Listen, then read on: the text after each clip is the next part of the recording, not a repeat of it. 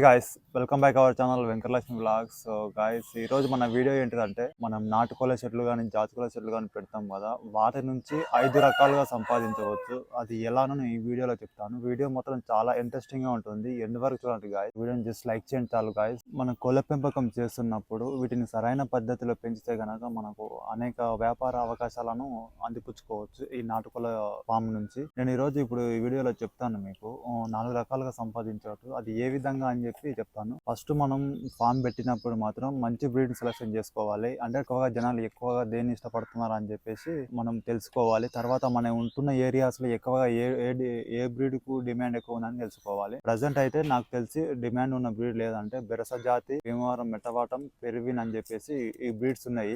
వీటికి కొంచెం ప్రజల ఆదరణ గానీ డిమాండ్ గానీ కొంచెం బాగా ఉంది. పెంచినట్లయితే వీటి నుంచి వచ్చే గుడ్లు ఉంటాయి కదా, ఆ గుడ్లకు ధర ఎంత ఉంటుందంటే 150 నుంచి 200 మధ్యలో ఉంటుంది. మా ఏరియాస్ లో అయితే 150 నుంచి 200 మధ్య గుడ్లను అమ్ముతారు. నేనైతే నా ఫామ్ నుంచి అయితే రీసెంట్ గా మన కస్టమర్స్ మన సబ్స్క్రైబర్స్ వచ్చి తీసుకెళ్లారు. నేను వాళ్ళకు ఒక ఎగ్ 180 లాగా ఇచ్చేసాను అనమాట. అలాగే మన పూరికోళ్ళు ఉంటాయి కదా, ఆ పూరికోళ్ళు పెట్టే గుడ్లను ఎక్కువగా తినడానికి యూజ్ చేస్తారు. మన దగ్గర ఒక పూరికోళ్ళు ఉన్నాయనుకో, డైలీ ఒక 50-60 గుడ్లు వస్తుంటే ఆ గుడ్లని మనం మన దగ్గర మన టౌన్ లో కానీ మన రీటైల్ షాప్లకు రీటైల్ షాప్ ఉంటాయి, ఎగ్స్ అవి అమ్మే వాళ్ళకు మనం సేల్ చేయాలి. ఒకవేళ వాళ్ళకి సేల్ చేస్తే వాళ్ళకి 8 రూపాయల లాగానో ఒక 10 రూపాయల లాగానో ఒక ధర నిర్ణయించుకొని మనం అట్లా ఆ గుడ్లను సేల్ చేయొచ్చు. వాళ్ళ ఫామ్ దగ్గరకు వస్తే వాళ్ళకు అట్లా గుడ్లను కూడా అందివచ్చు. ఈ కోళ్ళ పెంపకం మాత్రం మనం అనుకున్నంత సులభం అయితే అస్సలు కాదు. చాలా కష్టం, చాలా రిస్క్ తో కూడుకున్నది. ఊరి కోళ్ళ గుడ్లు కానీ జాతి కోళ్ళ గుడ్లు కానీ, ఆ గుడ్లు మాత్రం ఏ గుడ్డు ఒకే రంగులో మాత్రం ఉండదు. ఇప్పుడు ఒక కోడి వైట్ రంగులో పెడుతుంది, ఒక కోడేమో ముదురు గోధుమ రంగులో పెడుతుంది, ఒకటేమో ముదురు లేత గోధుమ రంగులో పెడుతుంది. గుడ్లు కలర్ మాత్రం డిఫరెన్స్ ఉంటాయి.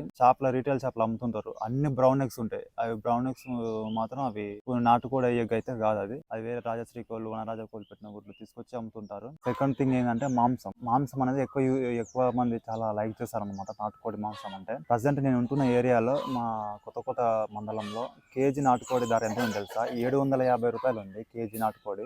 మటన్ కూడా కేజీ 750 రూపాయలు ఉంది. మటన్ తో సరి సమానంగా పలుకుతుంది నాటుకోడి రేటు ధర, మాంసం ధర.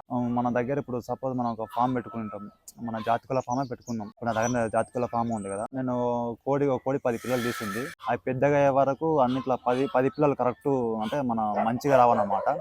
కొన్ని అంటే కాలపట్లు రావడం, కొన్ని విపరీతంగా లావ్ అవ్వడం, కొన్ని ఇంకా రెక్కలు సరిగా రాక కొన్ని ఉంటాయి కదా. అలాంటి మనం ఏం చేయాలంటే, నేనైతే చికెన్ షాప్స్ కానీ చుట్టుపక్కల దాబాస్ ఉంటాయి కదా, ఆ దాబాలకు రెస్టారెంట్లకు వాటికి అక్కడ మాత్రం నేను చేస్తుంటా.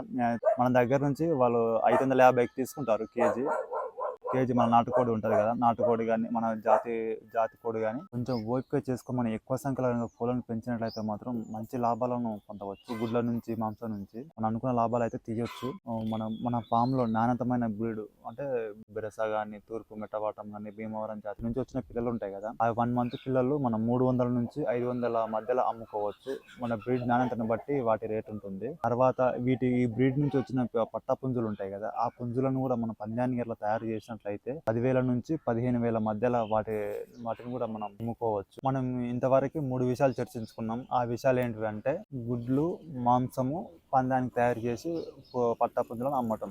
ఇప్పుడు 4వది ఏంటిదంటే మన రోజు కోళ్ళ పెంట వేస్టేజ్ ఉంటుంది కదా, ఆ వేస్టేజ్ మనం రోజు ఊడ్చి ఒక పెంట రూపంలో కలెక్ట్ చేయాలి. అట్లనే ఒక 1 year పాటు చేసాం అనుకో ఒక పెద్దగా పెంటలాగా తయారవుతుంది. మార్కెట్ లో మాత్రం మనం రైతులు ఉంటారు కదా, వ్యవసాయం రైతులకు మాత్రం కోళ్ళ పెంట అనేది చాలా ఎక్కువ డిమాండ్ ఉంటుంది. కోళ్ళ ఎరువు ఉంటుంది, ఆ ఎరువు తీసుకెళ్లి పొలాల్లో వేస్తే పొలాలు మొత్తం సారవంతంగా అయ్యి పంటలు కూడా చాలా బాగా పండుతాయి. మన కోళ్ళ పెంట ఉంటుంది కదా, ఆ పెంట ఒక ట్రాక్టర్ ట్రయల్ ఉంటుంది కదా, ట్రయల్ ఒక 6,000 రూపాయలు మా ఏరియాలో అయితే. మీ ఏరియాలో ఒక కోళ్ళ ఎరువు ట్రాక్టర్ రేట్ ఎంతనో కామెంట్ చేయండి. ఓకే గైస్, నా ఎక్స్ప్లెనేషన్ ఇట్లా మీకు నచ్చినట్లయితే వీడియోని లైక్ చేయండి, అలాగే ఛానల్ సబ్స్క్రైబ్ చేయండి గైస్. ఈ వీడియోని మన ఫ్రెండ్స్ అందరికి షేర్ చేయండి. అలాగే ఒక చిన్న రిక్వెస్ట్ ఏంటంటే, మన ఛానల్ త్వరలో 1,00,000 మంది సబ్స్క్రైబర్స్ అతి చేరువలో ఉంది. Please do subscribe guys. Thank you for watching this video.